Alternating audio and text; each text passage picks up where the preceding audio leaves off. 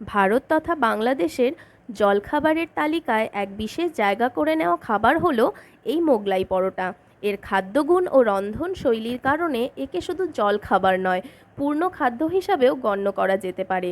কারণ এতে আছে পর্যাপ্ত পরিমাণে কার্বোহাইড্রেট ও ডিম ও যে কোনো রকমের মাংসের পুর থাকার কারণে এতে পাওয়া যায় যথেষ্ট পরিমাণে প্রোটিন। তবে এই খাবারের জনপ্রিয়তার পেছনে রয়েছে এক ঐতিহ্যবাহী ইতিহাস। মনে করা হয় যে মোগলাই পরোটা নাকি মুঘল সম্রাট জাহাঙ্গীরের সময়কালে তৈরি একটি খাবার, তবে যা কিনা তৈরি করেছিলেন সম্রাট জাহাঙ্গীরের বাবুর্চি আদিল হাফিজ উসমান। আর তিনি কিনা ছিলেন সেই সময়কার বেঙ্গলের বর্ধমান ডিস্ট্রিক্টের।